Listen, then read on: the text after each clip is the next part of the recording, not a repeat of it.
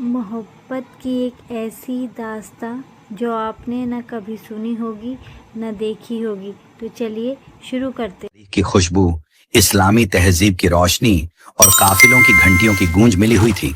जहां सुबह की पहली किरणें जब दरिया बर्दी पर पड़ती तो लगता जैसे सोने के झर्रात लहरों के ऊपर तैर रहे हों। बाजारों में रंग बिरंगे रेशम के थान हवा में लहरा रहे थे। घोड़ों की टापें, ऊंटों की घंटियों की छनकार, ताजिरों की आवाजें, सौदागरों की बातचीत और खरीदारों की खुशी, ये सब मिलकर दमिश्क के बाजार को ऐसा मंजर बना देते जैसे जमीन पर जन्नत के रंग बिखरे हों। ये वो दमिश्क था जहां खाजी मुजम्मिल की तिजारत थी, जहां उसके काफिलों के आने की खबर मिलते ही बाजार में चहल पहल हो जाती थी।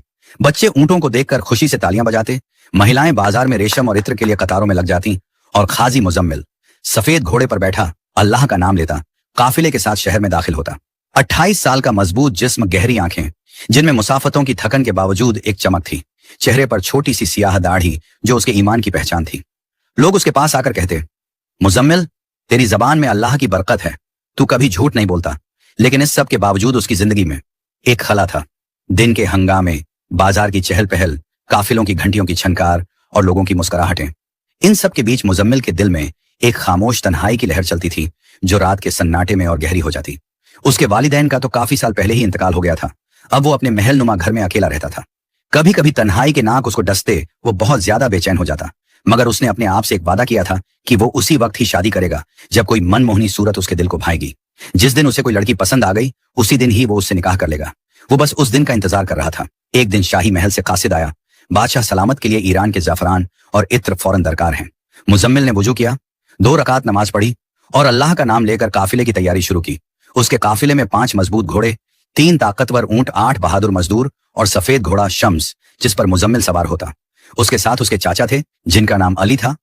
हवा में गर्मी की लहरें थप्पड़ों की तरह मुंह पर पड़ती और पसीना रेत में गिरते ही बुखारात बनकर उड़ जाता। जब सूरज गुरूब होता रेत की तपिश खत्म होती, लेकिन सहरा की हवाएं खंजर की तरह कपड़ों के अंदर घुस जाती और हड्डियों को इस तरह लड़ जाती जैसे किसी ने बर्फ की सिल सीने पर रख दी हो। रात के वक्त उन्होंने एक जगह पर खेमे लगा लिए थे। वो उस वक्त अपने आदमियों के साथ बैठा हुआ था जब मुजम्मिल को पानी की तलब होने लगी। उसने देखा कि मशकीजा खाली था। वो उठा और पानी लेने के लिए कुएं की तरफ चल दिया। अभी वो थोड़े ही फासले पर था कि उसे एक लड़की के चीखने की आवाज सुनाई दी। उसे लग रहा था कि किसी ने उसके सीने में खंजर घोंपा हो। वो बेचैन हो गया। उसकी नजरें चारों तरफ दौड़ने लगी। थोड़े ही फासले पर उसे एक लड़की खड़ी नजर आई जिसके करीब चंद लोग थे जो नकाब पोश थे। यकीनन वो सहरा के डाकू थे। वो भागता हुआ उनके करीब गया। उस लड़की को छोड़ दो, उसने रौबदार अंदाज में कहा। उसकी आवाज सुनकर वो लोग पलटे और उसे देखकर हंसने लगे। वो उसका मजाक उड़ाने लगे, एक दूसरे से कहने लगे, देखो तो इसकी हिम्मत तो मुलाहिजा करो, अकेला हमसे लड़ने के लिए आया है।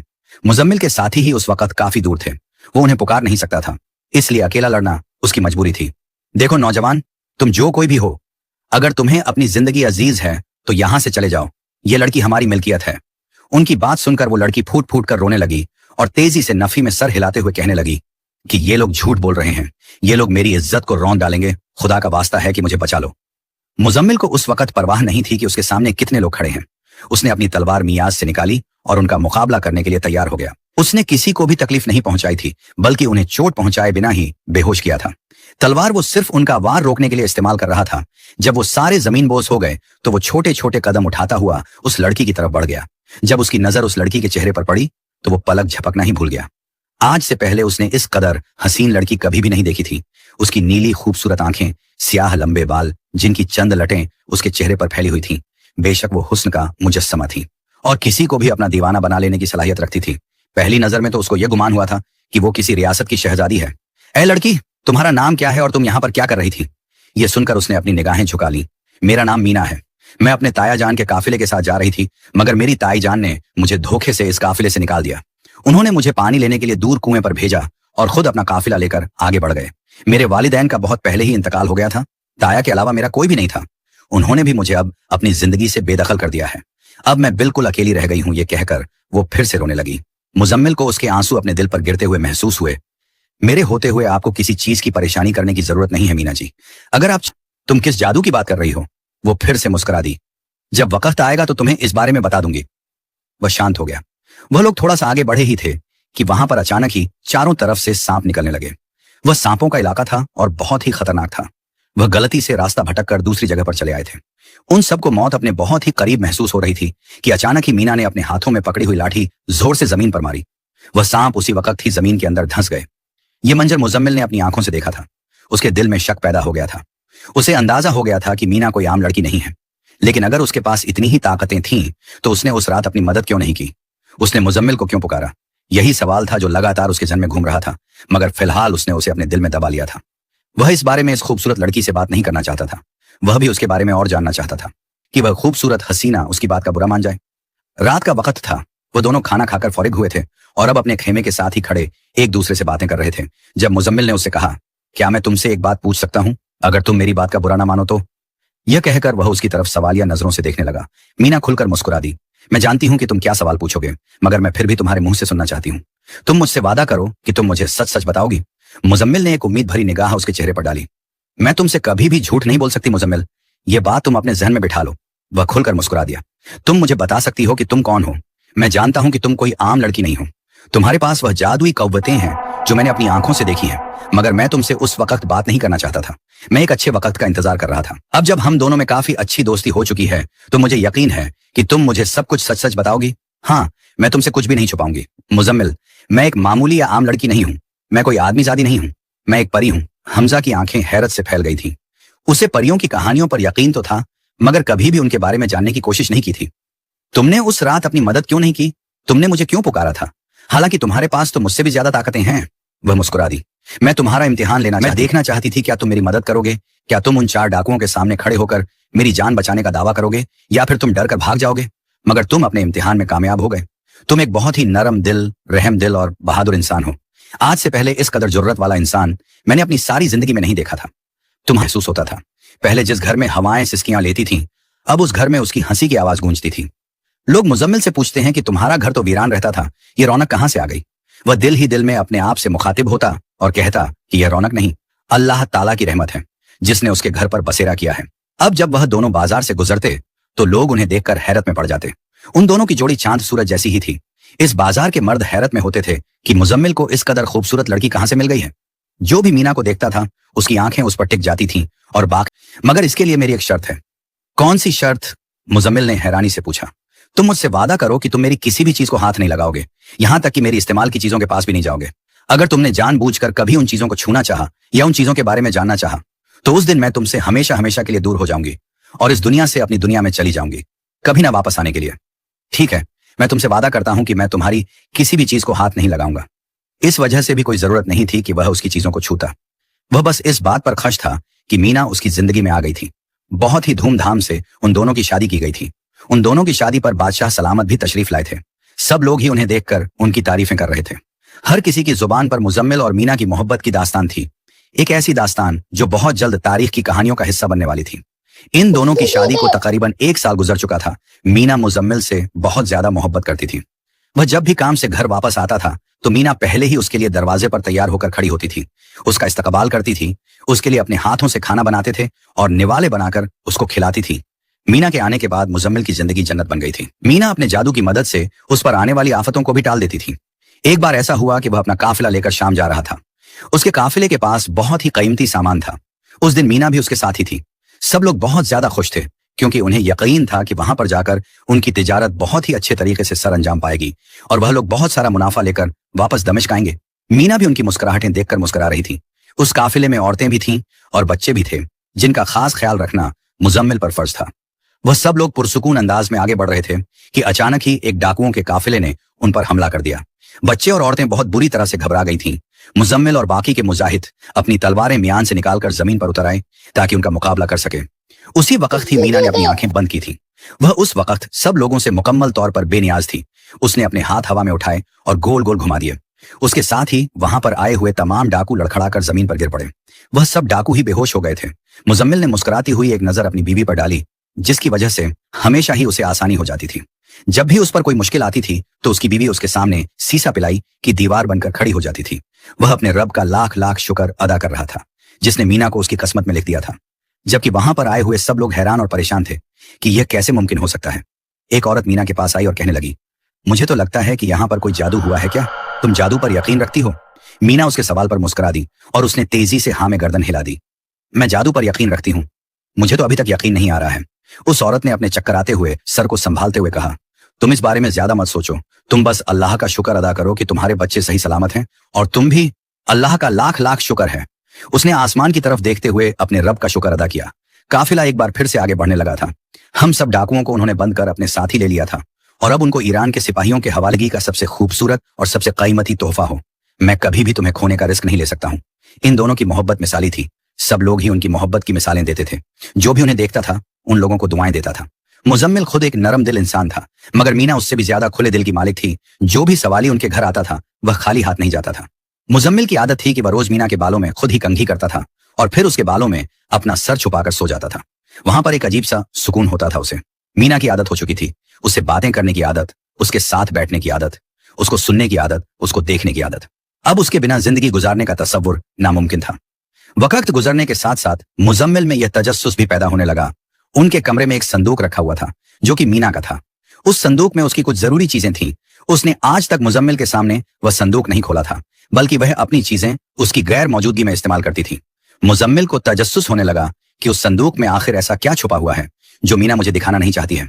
अपने तजस्सुस के हाथों मजबूर होकर एक दिन उसने वह संदूक खोला, मगर जैसे ही वह खुला वह संदूक वहां से गायब हो गया। उसी वक्त ही मीना कमरे के अंदर हाजिर हुई। मुजम्मिल उसकी आंखों में आंसू थे, टूटे हुए मान की किरचियां थीं। मुजम्मिल, तुमने मेरा एतबार तोड़ा है। तुमने मुझसे वादा किया था कि तुम मेरी किसी चीज को हाथ नहीं लगाओगे। तुमने वह वादा तोड़ दिया है। अब मैं मजीद यहां पर नहीं रह सकती हूँ। मेरे जाने का वक्त आ गया है। मैं तुम्हें हमेशा हमेशा के लिए छोड़कर जा रही हूँ। तुम्हारे तजस्सुस ने सब कुछ खत्म कर दिया है। मुजम्मिल, तुम्हारे तजस्सुस ने हमारी मोहब्बत को बेमौत मार दिया है। यह कहकर वह वहां से गायब हो गई। जिस जगह पर वह खड़ी थी वहां पर एक बहुत ही खूबसूरत सोने की अंगूठी थी। उस अंगूठी का नग चमक रहा था। मुजम्मिल ने उसे अपनी मुट्ठी में जोर से बंद किया और फूट फूट कर रोने लगा। उसे अभी तक यकीन नहीं आ रहा था कि उसकी मोहब्बत उसे छोड़कर जा चुकी है। ऐसा नहीं हो सकता, मुजामिल ने जोर से रोते हुए बोला। मीना, हमने तो एक साथ जीने मरने की कस्में खाई थी, फिर तुम मुझे छोड़कर कैसे जा सकती हो? नहीं, इसमें तुम्हारी भी गलती नहीं है। सारा कसूर मेरा है। मुझे वादा खिलाफी नहीं करनी चाहिए थी। मुझे अपने वादे को पूरा करना चाहिए था। हाय, मैं किस कदर बदकिस्मत इंसान हूं। हाय, मैंने अपने तजस्सुस की खातिर अपनी मोहब्बत को गवा दिया। यह कहकर वह एक बार फिर से ऊंची ऊंची आवाज में रोने लगा। अगर कोई उसे इस तरह से रोते हुए देख लेता तो अपनी आंखों पर यकीन नहीं करता, क्योंकि मुजम्मिल पूरे इलाके में एक बहादुर मर्द के नाम से मशहूर था। किसी ने भी ख्वाबों में नहीं सोचा था कि मुजम्मिल इस खूबसूरत हसीना के लिए इस कदर आंसू बहाएगा। उसके जाने के बाद मुजम्मिल का महलनुमा घर वीरान हो गया था। जिन फूलों की बेलें उसके घर को सरसब्ज और शादाब रखती थीं, वह बेलें भी मुरझाने लगी थीं। मीना के जाने के बाद उसके घर से वह मखसूस खुशबू भी चली गई थी जो पहले उसके घर का हिस्सा बनी हुई थी। एक दिन उसके चाचा घर के अंदर दाखिल हुए तो देखा कि वह पिलर के साथ टेक लगाकर बैठा हुआ था। उसकी आंखों से आंसू बह रहे थे। मुजम्मिल, मेरे बच्चे, वह तेज तेज कदम उठाते हुए उसके पास गए। ये तुमने क्या हाल बनाया हुआ है अपना? तुम्हें क्या हो गया है? तुम तिजारत भी नहीं कर रहे हो और न ही अब मुझसे मिलने के लिए आते हो। तुम्हारी बीवी कहां पर है? वह भी मुझे दिखाई नहीं दे रही है। सब कुछ ठीक तो है? उन्होंने एक ही सांस में ढेर सारे सवाल कर डाले थे। वह अपने चाचा के गले लग गया और धारें मार मार कर रोने लगा। चाचा, मैंने उसे खो दिया है। मैंने अपनी बीवी को खो दिया है। वह मुझे छोड़कर चली गई है, और देखिए कि अब यह अंगूठी वह मुझे देकर गई है। मुझे बताइए कि इस एक अंगूठी के सहारे मैं कैसे जिंदगी गुजारूंगा। मुझे तो उसकी आदत हो गई थी। मैं तो उसे बेतहाशा मोहब्बत करने लगा था। अगर वह तुम्हें छोड़कर गई है तो तुम उसे तलाश करो। अगर तुम उससे वाकई सच्ची मोहब्बत करते हो तो तुम उसके पीछे जाओ। मैं नहीं जानता चाचा कि वह कहां पर है। चाचा जान, उसने अपने आंसू बेदर्दी से साफ करते हुए कहा, तुम एक बार उसे तलाश करने की नियत करोगे और अगर तुम्हारा दिल सच्चा हुआ तो तुम्हें खुद ब खुद ही रास्ता मिल जाएगा। मेरे बेटे, मुझे तुम पर यकीन है। मुझे तुम्हारी मोहब्बत पर भी यकीन है। तुम उसे तलाश करने में कामयाब हो जाओगे। उठो और सफर के लिए अपने आप को तैयार करो। चाचा जान, आपका बहुत बहुत शुक्रिया। आपने मेरे हाथ में उम्मीद का एक सिरा थमा दिया है।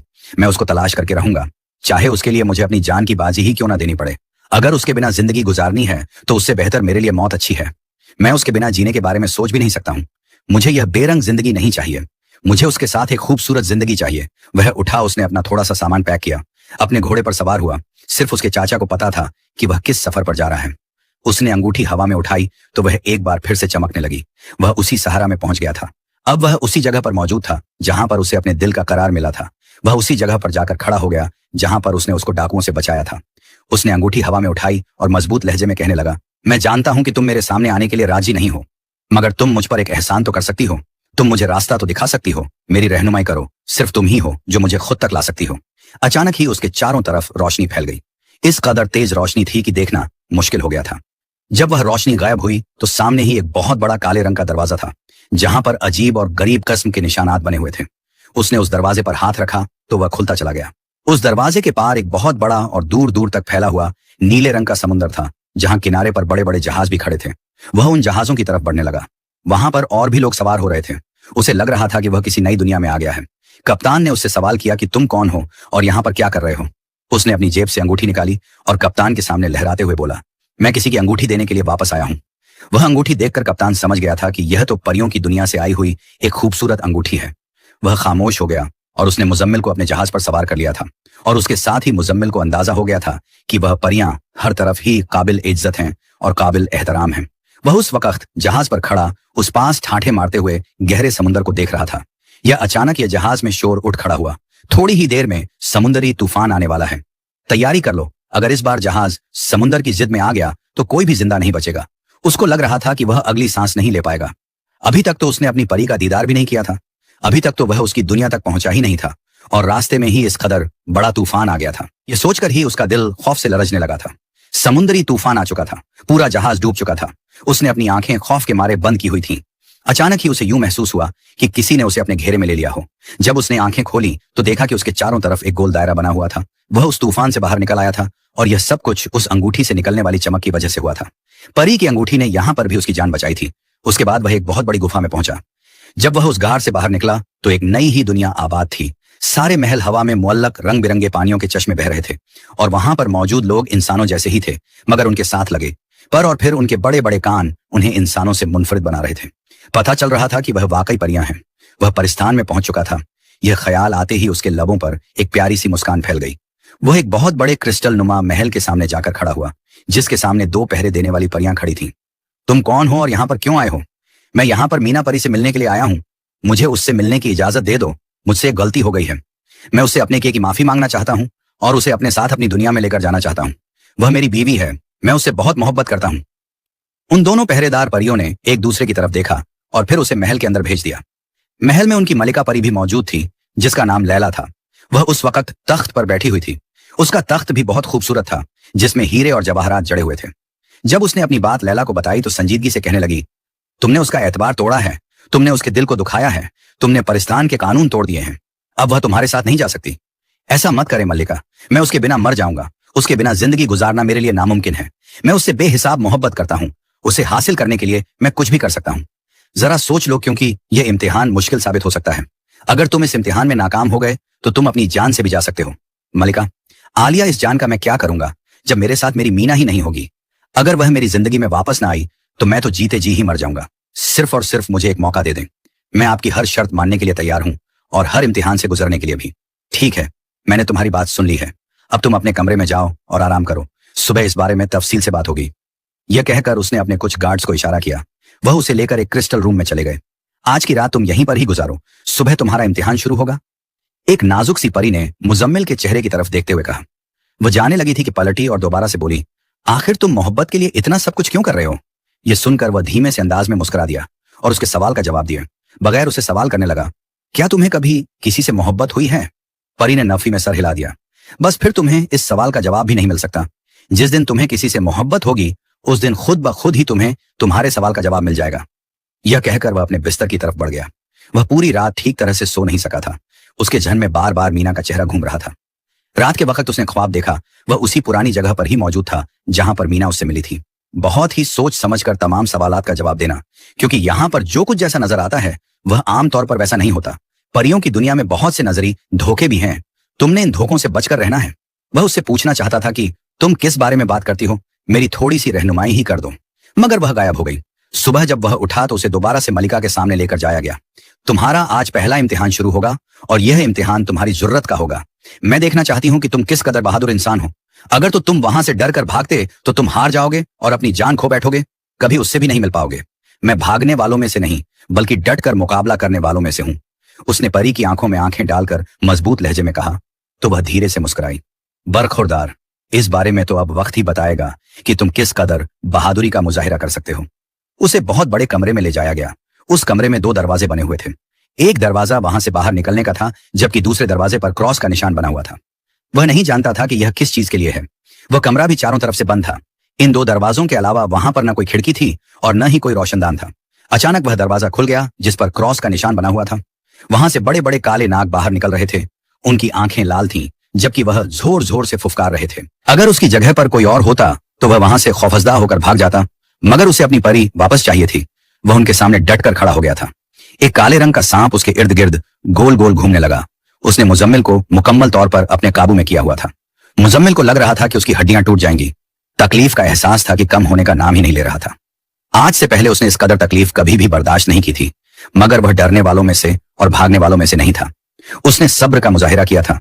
न तो वह उन सांपों से घबराया था, न ही उसने खौफजदा होकर अपनी आंखें बंद की थी, न ही उसने एक दरवाजे से बाहर भागने की कोशिश की थी।